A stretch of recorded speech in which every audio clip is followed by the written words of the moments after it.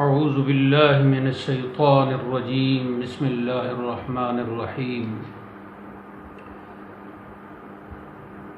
درس قرآن کی یہ اگلی نشست ہے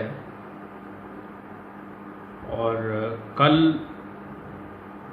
آیت نمبر 13 تک تلاوت ہوئی تھی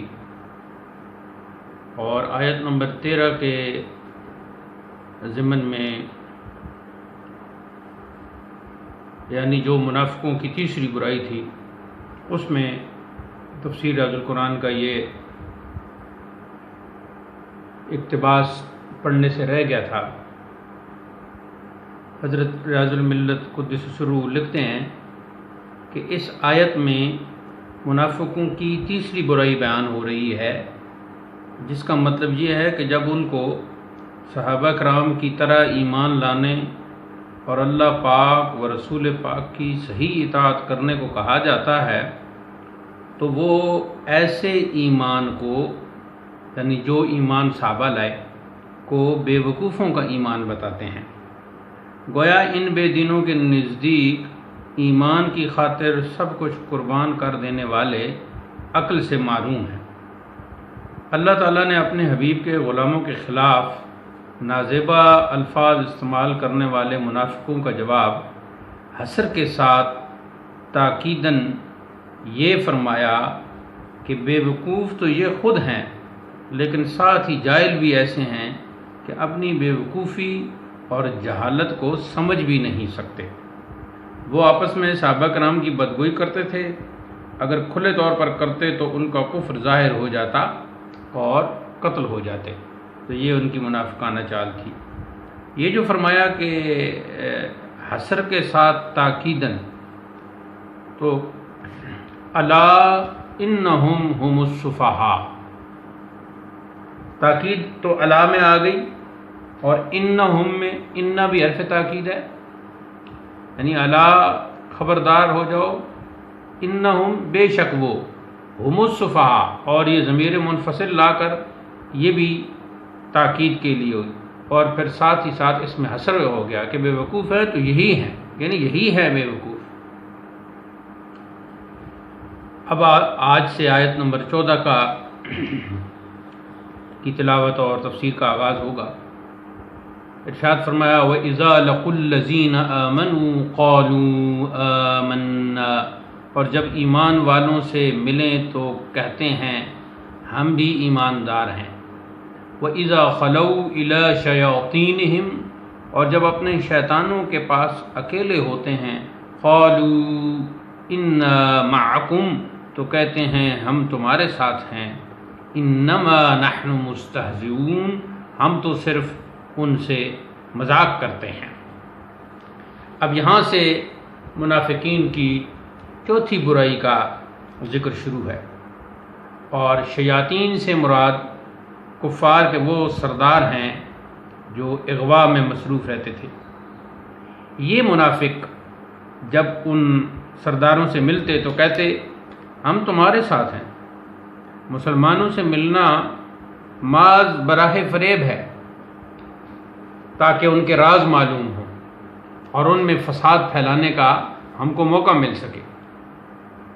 شان نزول کے اعتبار سے یہ آیت عبداللہ بن ابی وغیرہ منافقین کے بارے میں نازل ہوئی۔ ایک روز اس نے صحابہ کرام کی ایک جماعت کو آتے دیکھا تو اپنے یاروں سے کہا کہ دیکھو میں ان سے کیسا مذاق بناتا ہوں۔ جب وہ حضرات قریب پہنچے تو اس نے حضرت صدیق اکبر کا ہاتھ مبارک اپنے ہاتھ میں لے کر آپ کی تعریف کی، پھر حضرت عمر اور حضرت علی کی تعریف کی رضی اللہ عنہم۔ تو حضرت علی نے فرمایا اے عبداللہ خدا سے ڈر، نفاق سے باز آ۔ تو وہ کہنے لگا کہ یہ باتیں نفاق سے نہیں کی گئیں، بخدا ہم آپ کی طرح مومن صادق ہیں۔ اس کے بعد وہ اپنے یاروں میں جا کر اپنی چال بازی پہ فخر کرنے لگا۔ تو تب یہ آیت نازل ہوئی کہ یہ مومنین سے ملتے وقت اظہار ایمان اور ان سے علیحدہ ہو کر اپنی مجلسوں میں استہزاء اور مذاق کرتے ہیں۔ ان کو جواب دیتے ہوئے ان کے اس مکروہ فعل کے مقابلہ میں فرمایا اللہ یستہزئ بہم ویمدہم فی طغیانہم یعمہون. یہ آیت نمبر 15 ہو گئی کہ اللہ سزا اور بدلہ دیتا ہے انہیں اس مذاق کا. اللہ تعالیٰ مذاق اور استہزاء اور تمام نقائص و عیوب سے منزہ و پاک ہے. تو یہاں استہزاء کی جزا یعنی بدلے اور سزا کو استہزاء سے تعبیر فرمایا ہے، جیسا کہ دوسری جگہ قرآن میں فرمایا جزاء سیئۃ سیئۃ مثلھا. حالانکہ حقیقت میں برائی کا وہ بدلہ جو انصاف پر مبنی ہو، برائی اور زیادتی کا بدلہ زیادتی نہیں ہے، یہ محض ظاہری مناسبت ہے. جیسا کہ ایک اور جگہ فرمایا وَمَكَرُوا وَمَكَرَ اللَّهُ، کہ انہوں نے چال چلی تو پھر اللہ نے خفیہ تدبیر فرمائی. اور فرمایا نسوا اللہ فانساہم، کہ وہ اللہ کو بھولے تو پھر اللہ بھی ان کو بھول گیا وغیرہ. تو اس قسم کے یہاں یہ معنی مراد ہیں جن سے ان کے کفر و شرک پر انہیں ملامت کی گئی ہے. پھر بھی ان کے باز نہ آنے پر فرمایا تو اللہ تعالیٰ انہیں مزید مہلت دیتا ہے. وَيَمُدُّهُمْ، یعنی انہیں مزید مہلت دیتا ہے فی طغیانہم، ان کی سرکشی میں، یعمہون، تاکہ وہ بھٹکتے رہیں اور دنیا میں کفر و ضلالت میں اندھے پھرتے رہیں. یہ حوالہ تھا تفسیر ابن عباسی کا. اب اس میں جو ہے کہ وہ جو مذاق اڑاتے ہیں تو اس پر حضرت نے لکھا کہ اس سے معلوم ہوا کہ اللہ کے نیک بندوں سے مذاق خدا تعالیٰ سے مذاق کرنا ہے، اور ان کا ادب اور ان سے محبت اللہ تعالیٰ کا ادب اور اس سے محبت کرنا ہے. جن بے دینوں نے اللہ کے مقبولوں سے استہزاء کیا، اللہ تعالیٰ نے انہیں گمراہی میں چھوڑ دیا، جس کا انجام تباہی ہی تباہی ہے. گو بظاہر عذاب میں مہلت نظر آئے، اسی لیے فرمایا تو مشو مغرور بر حلم خدا،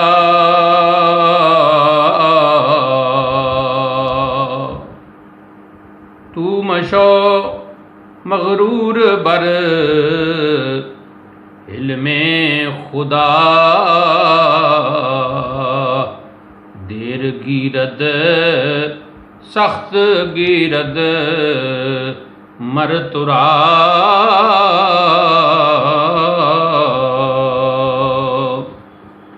تو مشو مغرور بر علم خدا،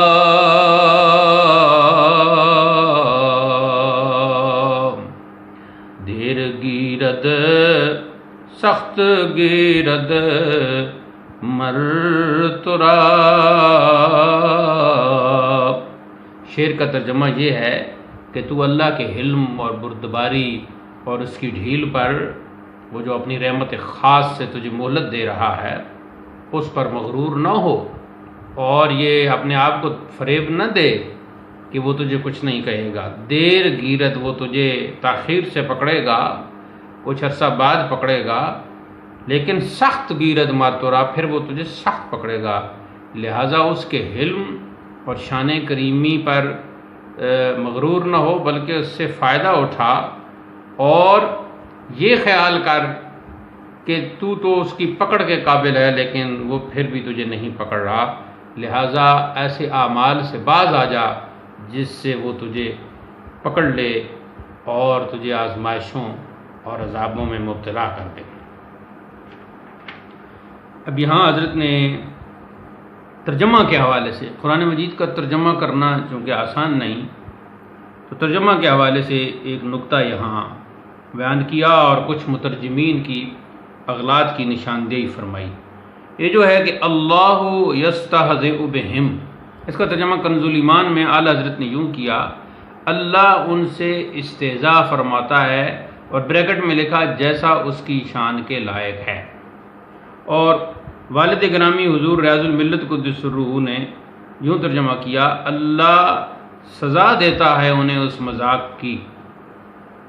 اب اس پر حضرت نے جو تفسیر میں خاص نقطہ لکھا اور بعض مترجمین کی اغلاط کی نشاندہی کی، فرماتے ہیں کہ بے احتیاطی کسی بھی کام میں اچھی نہیں ہوتی، لیکن صد افسوس کہ مختلف مکاتب فکر کے کئی مترجمین نے اس آیت کریمہ کا ترجمہ کرتے وقت نہایت ہی بے احتیاطی سے کام لیا ہے اور یہ سوچنے کی زحمت ہی گوارا نہیں کی کہ اللہ جل شانہ کے لیے ہم جو الفاظ استعمال کر رہے ہیں وہ اس کی شان رفیع کے لائق بھی ہیں یا نہیں۔ ذیل کے الفاظ کو بغور پڑھیے۔ پہلا ترجمہ جی دیوبندی مکتبہ فکر کا دیا، اللہ ہنسی کرتا ہے ان سے۔ مثال نمبر 2، اللہ بھی ان سے ہنسی کرے گا، مقبول احمد شیعہ مکتبہ فکر۔ مثال نمبر 3، اللہ ان سے مذاق کر رہا ہے، جماعت اسلامی کے امیر۔ تو یہ حضرت نے 3 ترجموں کی مثالیں دیں۔ پہلا ترجمہ دیوبندی مکتبہ فکر کا، دوسرا شیعہ مکتبہ فکر کا، اور مقبول احمد شیعہ کا ترجمہ کافی مشہور بھی ہے اور کافی اس میں اختلاف بھی پایا جاتا ہے، اور تیسرا جماعت اسلامی کے امیر ابوالعالیٰ مودودی کا۔ تو آخر میں لکھا کہ تمام اہل دانش و بینش کو ان الفاظ پر نہایت دیانتداری کے ساتھ غور و فکر کرنے کی دعوت عام ہے۔ شان خداوندی کا مسئلہ ہے، کوئی معمولی بات نہیں۔ تو یعنی یہاں یہ نقطہ ہے کہ ترجمہ کرتے وقت بہت ہی احتیاط سے کام لینا چاہیے، کیونکہ اللہ تعالیٰ کے لیے وہی لفظ استعمال ہوگا جو اس کی شان کے لائق ہوگا۔ تو اگر منافقوں کے لیے بھی یہی لفظ استعمال کیا جائے کہ وہ مذاق کر رہے ہیں، اور اللہ تعالیٰ کے لیے بھی یہی لفظ استعمال کیا جائے کہ وہ ان سے مذاق کر رہا ہے، تو پھر اردو میں چونکہ ترجمہ ہو رہا ہے تو اردو کا محاورہ اور اردو کے روزمرہ اور اردو کے جو اسالیب ادب ہیں، اسالیب احترام ہے گفتگو میں، ان کو ملحوظ خاطر رکھنا ضروری ہوگا۔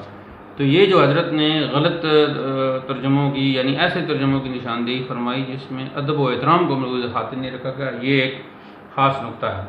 آج کل لوگ ان باتوں کی طرف بہت کم توجہ دیتے ہیں، اور بہت سے نام نہاد مولوی جو ہے وہ ان ترجموں کو درست قرار دیتے ہیں، کہتے ہیں ٹھیک ہے اللہ نے خود لفظ، عربی زبان میں جو لفظ ہے وہ اور طرح کا ہے، اردو میں جب آپ ترجمہ کریں گے تو پھر اس میں نہایت احتیاط کی اور الفاظ کے انتخاب کی ضرورت ہوگی۔ اسی ادب و احترام اور خالص بلاغی اصولوں کو سامنے رکھتے ہوئے جو بہترین ترجمہ اردو کا ہے وہ کنز الایمان ہے۔ اس کے بعد اگر کوئی اچھا ترجمہ ہے جیسے ہمارے والد گرامی کا ریاض الایمان یا دیگر تراجم ہیں تو وہ مستفاد ہیں، استفادہ کیا انہوں نے کنز الایمان سے۔ تو کنز الایمان وہ واحد ترجمہ ہے جو ادب و احترام اور محبت، فصاحت و بلاغت، روزمرہ محاورہ اور ہر حوالے سے اور اس میں ترجمے کا حق ادا کیا گیا ہے، گویا یہ ایک الہامی ترجمہ ہے۔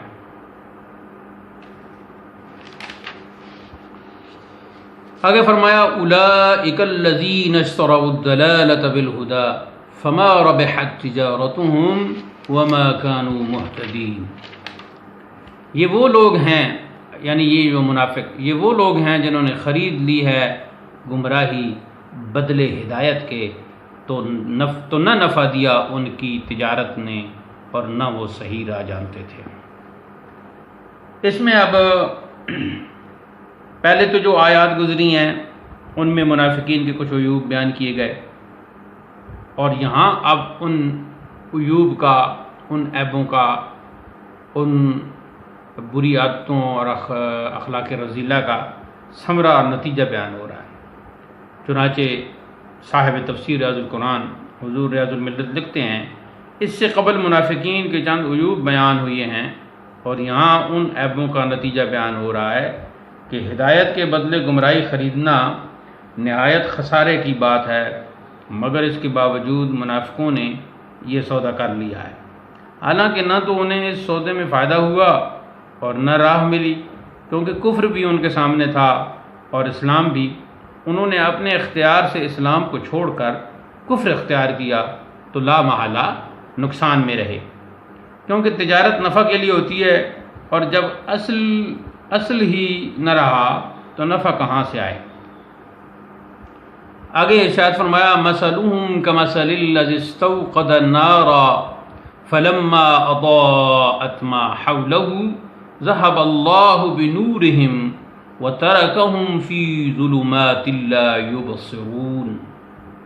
ان کی مثال اس جیسی ہے جس نے آگ روشن کی تو جب جگمگا اٹھا اس کا آس پاس تو اللہ ان کا نور لے گیا اور انہیں اندھیریوں میں چھوڑ دیا، کچھ نہیں دیکھتے۔